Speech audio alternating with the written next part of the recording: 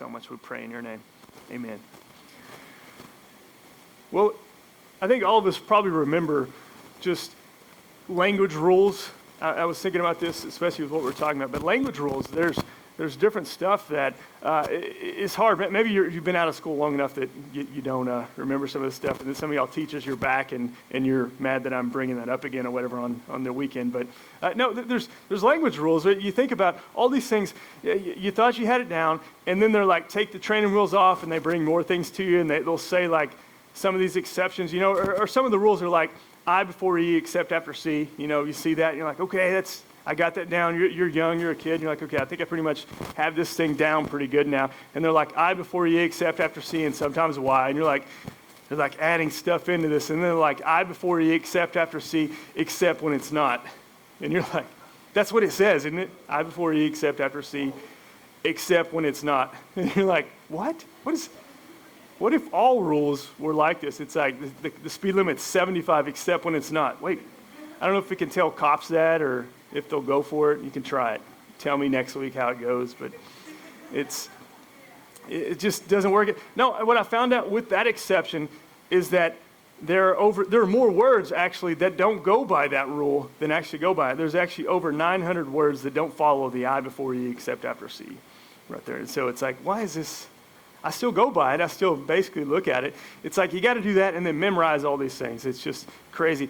But I start that off. I'm not going to do like a language lesson here today. I start that off because I think that's kind of a picture of how we sometimes approach the Bible, how we look at it, and we think that there's things are certain ways, just you do this and this is just how it is, and then when it doesn't meet our expectations in life, we get a little confused, or maybe we get mad or turn away from God. That's what I see in there. We've been talking about this in this book of Ecclesiastes. We're going to be in Ecclesiastes again today.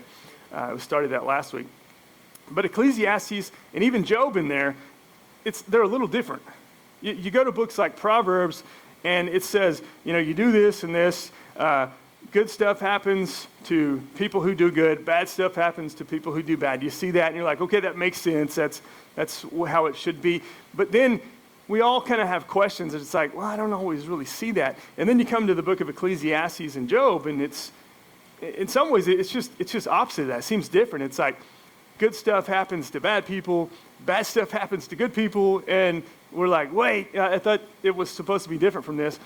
But we can more relate with that. We can more, in a lot of ways, relate with Ecclesiastes and Job and just how it's different. I heard somebody just talking about Ecclesiastes, and it's almost like that crazy non-political uncle that you're afraid to bring out in public to people. That he's going to say whatever he thinks, it's right, but he's just going to say his mind, and you feel like you got to apologize for him, and all that, like, because you don't quite understand it, but it's true. And they were saying, like, it's kind of like that with Ecclesiastes. You can go to some of the other books, and then you come to Ecclesiastes, and some of the things that he talks about in there, what Solomon, the teacher, is talking about. It's just, we do, in the church, this is one of those books that a lot of people will skip preaching and teaching on because it's confusing and it doesn't really make a lot of sense, and it's just like I just have to apologize for that. I'm going to put him over here to the side, and we're not going to discuss him, maybe at Christmas when it comes around. But that's what I think about. So here's how he starts. This is Ecclesiastes chapter 1, verse 2. We're going to be in chapter 2 today, but this is how he starts off. He explains who he is, and then Ecclesiastes 1:2, he just says, meaningless, or if your translation says vanity. Says the teacher, utterly meaningless. Everything is meaningless.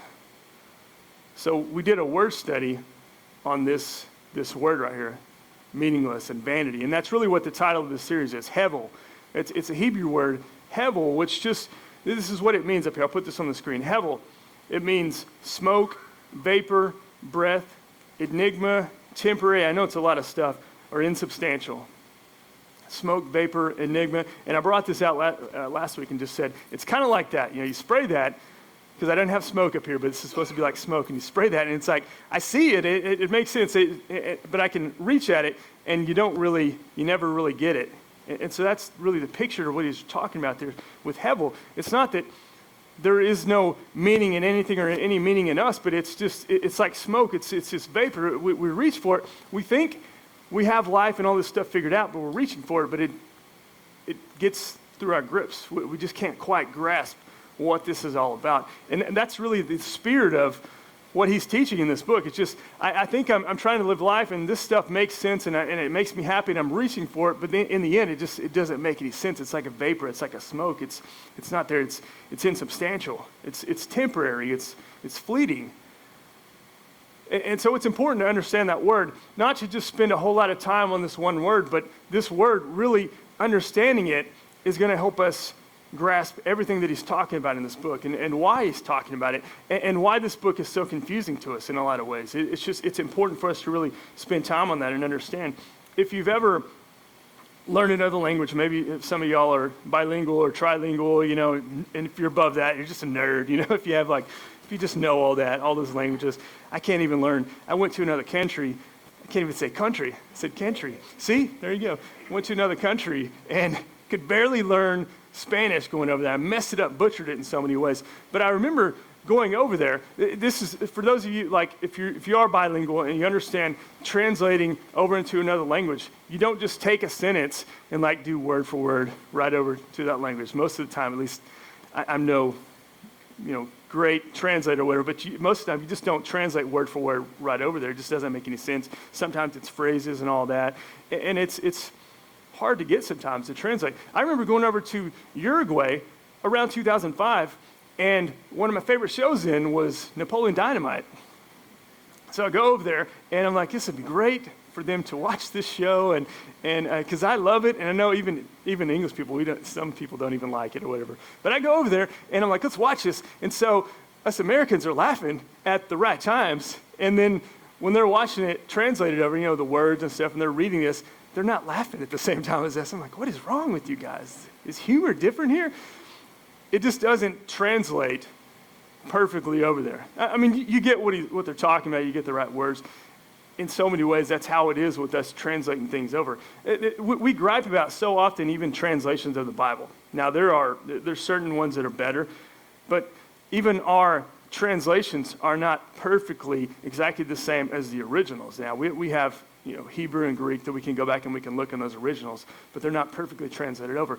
But I will say this, so not to get anybody fearful of anything or wondering we don't have the right things here. We do have what was said. We can be sure of that. I want you guys to have the utmost confidence we have here in English translations, if that's what everybody has there, we have what was said. So we can know that. I want you to understand it. It's just translating straight over. Sometimes the words, as we're seeing here with this word, is not exactly sometimes as we would say it. And so you got to do a little bit more digging, and you got to see what it's really talking about. So we've been seeing that there. We've been seeing that with this word hevel, and this is what he's talking about. The teacher's coming in there, and he's saying everything is meaningless, everything is vanity, or everything is hevel. It's like that spray. It's like I think I can grasp this, but it just slips through my fingertips, and it's how he's approaching life, and we're going to see that. It's how he's looking at all of this. It's just not quite there. It's insubstantial.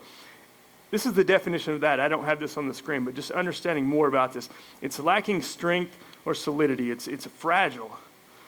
So that's kind of the background, the backdrop of what we're really talking about in this book. And what Solomon, this teacher, he's trying everything. This is what he's saying. It's like everything is just heavy. Everything is like smoke. It's fleeting.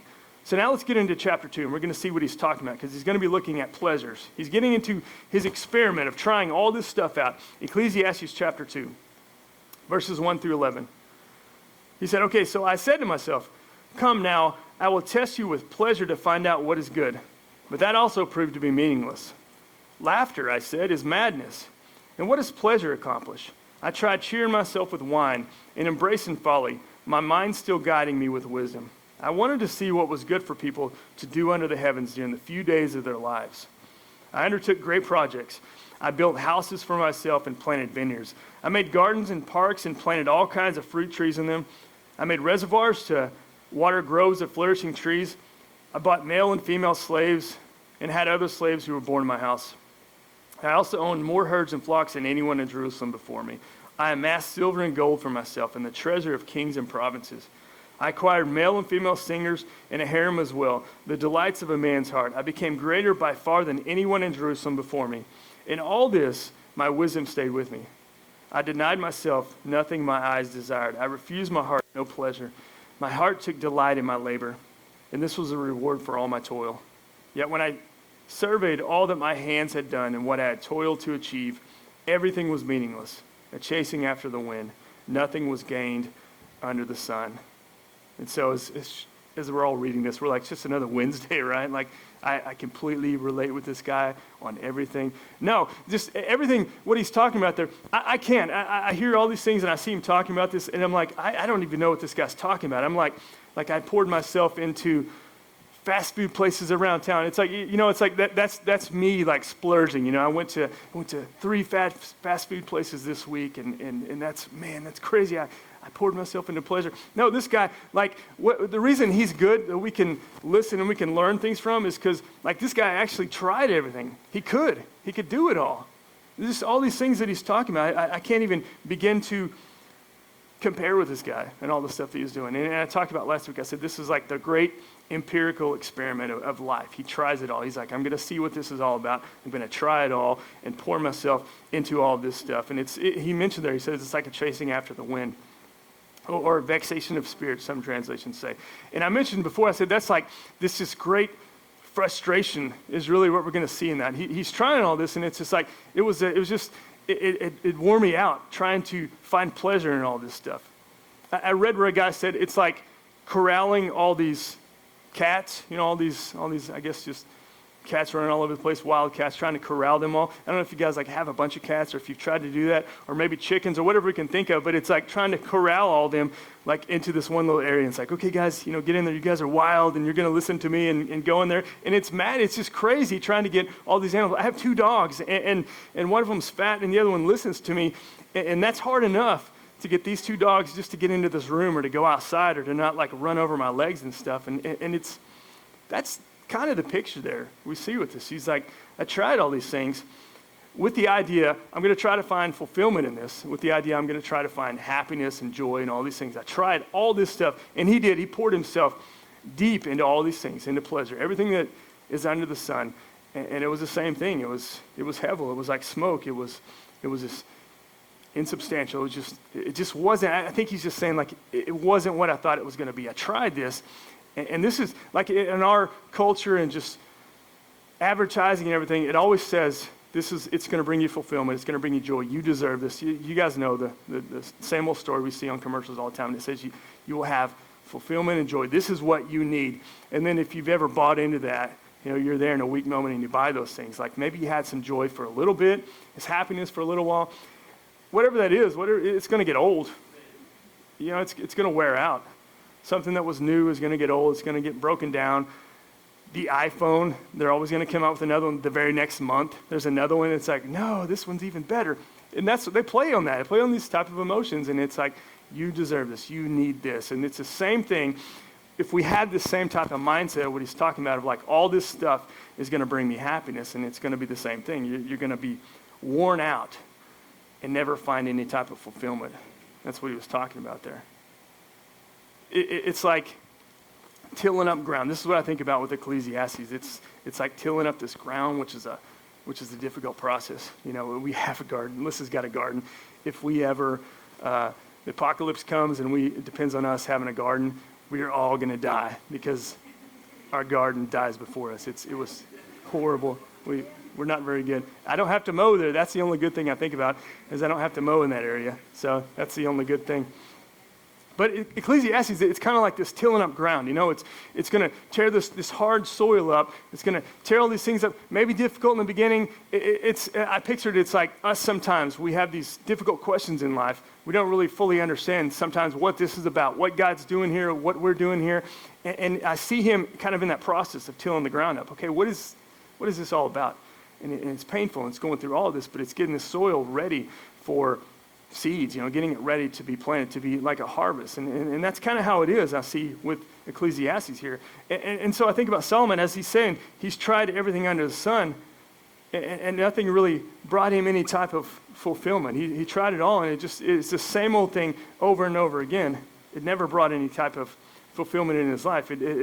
But what's funny about it is not funny, but what happens, we do, and we can all really agree with this. You can hear me, we can sit here and agree and say, yes, Kyle, I know where you're going with this. This is true. We tried all this stuff. All this stuff out there is not worth pursuing, and just don't need to do it. But yet, like I think he's pointing out what we see is, yet we still try. We still do that. We can sit here and we can agree. We can say, this is right. I've got this down. But we're still going to try. We're still mess up sometimes, and we're going to pursue fulfillment and happiness in stuff. And we're going to come to the same conclusion as him. That none of this stuff outside of God is going to do anything for us. It's going to bring us anger. It's going to bring us depression and just anxiety. All this stuff because that's not what we were intended to have. Ravi Zacharias, he said this, and I do have this on the screen. He said the cancer of our time can be described as meaninglessness. The cancer of our time can be described as meaninglessness, just talking about how we pursue all this stuff and it just tears us down. We're trying to find the next thing, the next thing that's supposed to bring us happiness, and it doesn't. And we'll go to the next one. Now, you have a little bit of pleasure in those things. I'm not saying that there aren't things that bring us any type of happiness and we don't like stuff, or we wouldn't continue to go buy more stuff because we get that little bit of excitement and joy. It's just, you get addicted to those things. It's like you get that and you think, oh, this makes me happy. And then when that runs out, we're addicted to that and we go to something else. We just keep pursuing all these other things. And that's what he's talking about. Ravi Zacharias went on to talk about this story that he was speaking to these pro baseball players.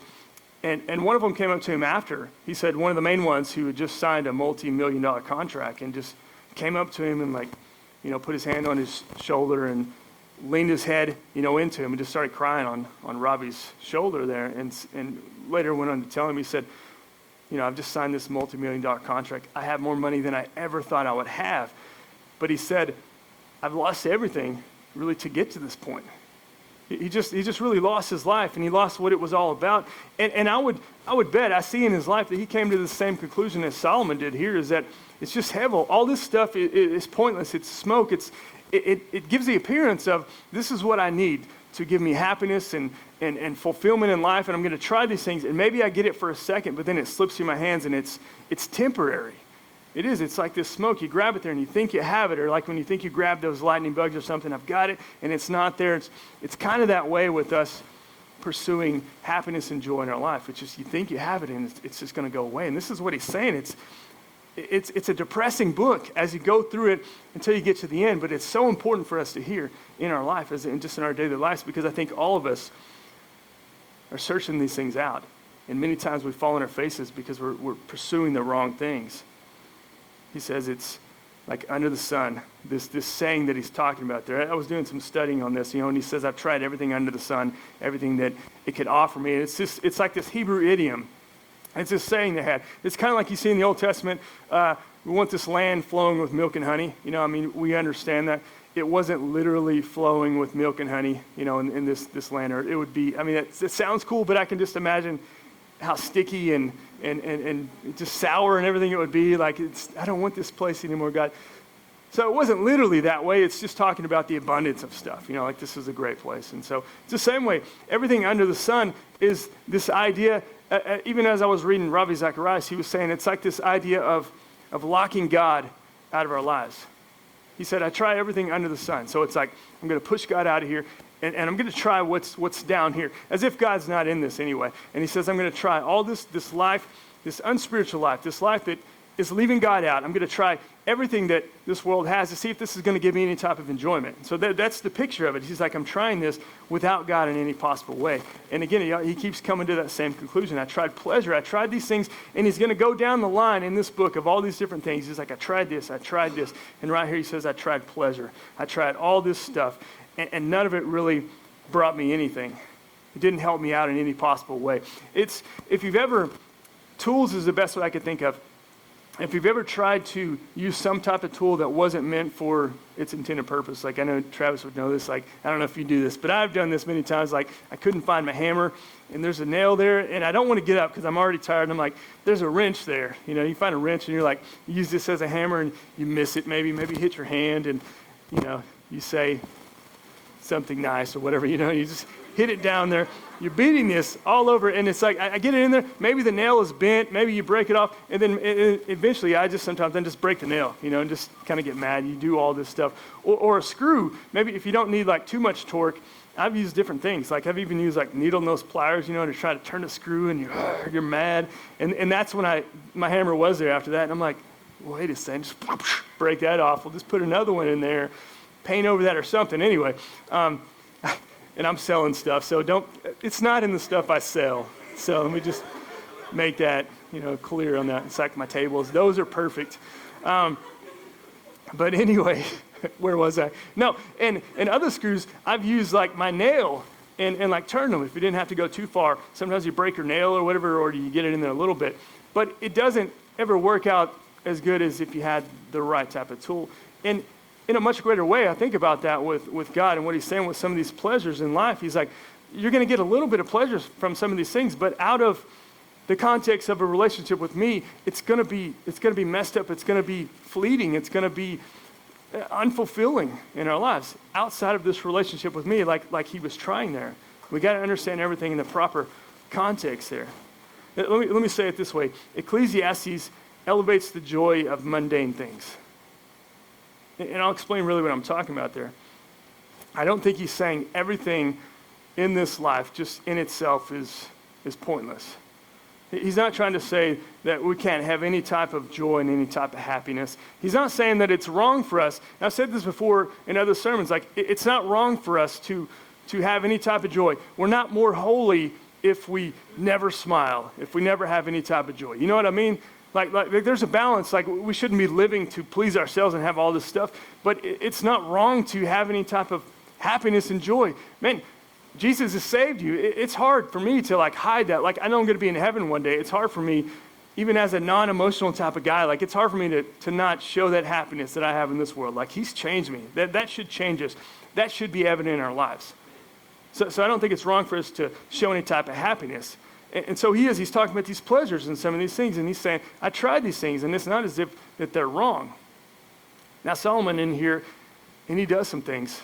There are things in this world that we think bring us happiness that are a sin. I just want to say that on the side note there. Really, there are things that are a sin that we shouldn't be doing, okay? And he poured himself into some things that he shouldn't have been doing. He poured himself into a lot of women, into drinking, and he talked about into folly, just doing all these things, like pouring everything in his life into that. There are things that are sin. We're not talking about that. There are clear things that we know are sin, but it's not wrong to have any type of happiness. God's not saying, I'm going to put some of these beautiful things around you in this world and nature and everything, and I want you to try as hard as you can not to be happy, because you're more spiritual if you're not happy. That's not what he's saying there. That's not what he's talking about there. But it's where we find fulfillment in these things. If God is out of the picture, then we totally miss on what it's about. This is what I was saying a minute ago. This is kind of a long sentence, but I'll put it up here. Happiness and joy are only substantially or kind of tangibly like real to us. We really understand them in a context of a relationship with God. That's what I was meaning a minute ago. It's like Solomon tries all these things.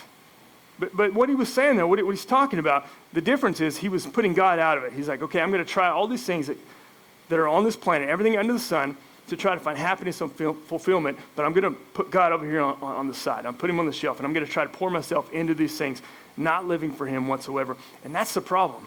That's where he had the issues. That's what he was talking about. Look at this in Nehemiah 8:10. This is after the captivity. Now they're being let back into their land. They're rebuilding, their walls, and they're trying to reintroduce people to God, people that never heard God's word before. And this is what happened. These people were wrecked. And Nehemiah said, okay, go enjoy choice food and sweet drinks and send some to those who have nothing prepared. This day is holy to our Lord. Do not grieve, for the joy of the Lord is your strength.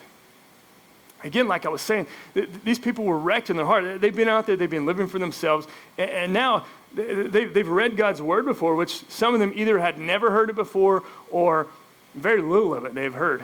And now they're reading this, and I don't know, man, these guys, like I said, are just wrecked in the heart. They're like, man, we have messed up so bad. They're seeing all of this, and they're like, we're living this completely wrong way, and they're just feel terrible, I think, in so many ways. They feel terrible, they're repentant and all this stuff, and they're crying, they don't know what to do. But what he says here, he says, no, I want you guys to rejoice in this day. I want you guys to, I think he's trying to get them to see, like, I want you to remember what God has actually done. This is something you and I, we need to remember. We need to remember that God is loving. We need to repent if we need to. We need to turn to him, live the right way. But let's understand this. Like, what has he done for us? He's forgiven us. He's given his life for us. And all this stuff should cause us, when we rightly understand him, and get in this right relationship with him, it should cause us to rejoice and be happy just in life, in the right way. Psalm 37:4 says, take delight in the Lord, and he will give you the desires of your heart. Now, we could spend a lot of time on that one but I just want to concentrate on this. Delight in him, not in stuff. You know what I mean? It's easy for us to, because we see all the stuff around us. So you can be tempted by all this stuff. You can come and have all this money and all these cool toys and everything. Just new rides and, mansions and all these, shoes and phones and different things, just everything, technology. All this stuff can just like distract us in so many ways. But he says, delight yourself in me, not in the stuff. That's created stuff. That's creative stuff. And then we get it backwards. When we delight ourselves in all that stuff, you're happy for a little while, but you move on to the next thing. And that's where I think we fall into this trouble of that hevel. Everything is meaningless. Everything is fleeting. It's not quite what I thought it was going to be. I'm trying these things, but it doesn't quite do it for me. That's where our problem is. And he says, delight yourself in me, and this stuff's not going to happen because he's not temporary. He's eternal. He's the one who made us. And we understand in context those things that we can have pleasure in when we have that right relationship with God. And that's what changes everything. That's what we got to understand there. And then this last verse I'm going to read here, Psalm 16:11. He says, you make known to me the path of life. Read this whole psalm. It's really cool. And a lot of it is a picture to Jesus. He quoted it, and it's about his life. But I want us to see what he's done for us. He says, you make known to me the path of life. You will fill me with joy in your presence, with eternal pleasures at your right hand. Again, you just read that whole psalm and see how he is. And I don't have this verse up there, but John 10:10 just says, I've come that they may have life and have it to the full. Again, it's important to understand all of Scripture here and just to see that like our lives shouldn't just be about stuff and getting all these things and gaining everything. Like Solomon went through all this stuff and he pursued happiness and all kinds of stuff. And he had money, he had servants, and everybody just lived to serve him. People came and brought him gold, like tons and tons of gold. A guy who's already rich, and they're bringing him all this money. I can't relate with that. People don't do that. I can't even relate with the statement that says he amassed gold. He amassed gold. And I'm like, that's a foreign statement to me. Like, we amass garage sale stuff, and stuff. And this guy got all this stuff. People came to him just because they wanted him on their side, because of his wisdom, because of everything. And he had all these things. So he's like, I had all this stuff.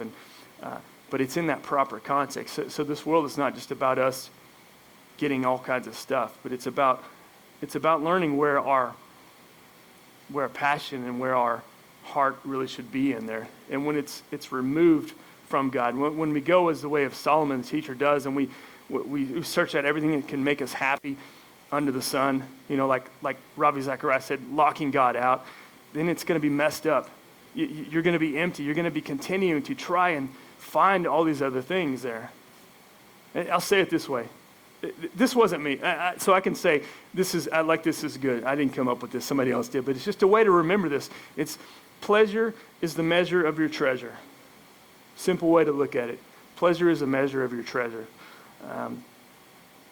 This verse, again, I don't have it up on the screen, is Matthew 6:21. For where your treasure is, there your heart will be also.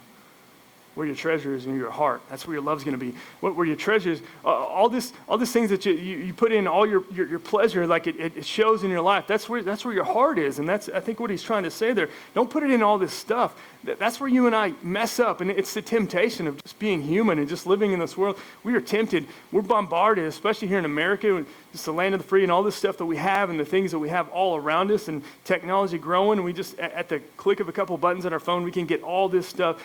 And we're just tempted by all these things to fulfill everything that we need. And it's just not going to do it. Your treasure is what you love. And so that's why I think God is not indifferent about our joy.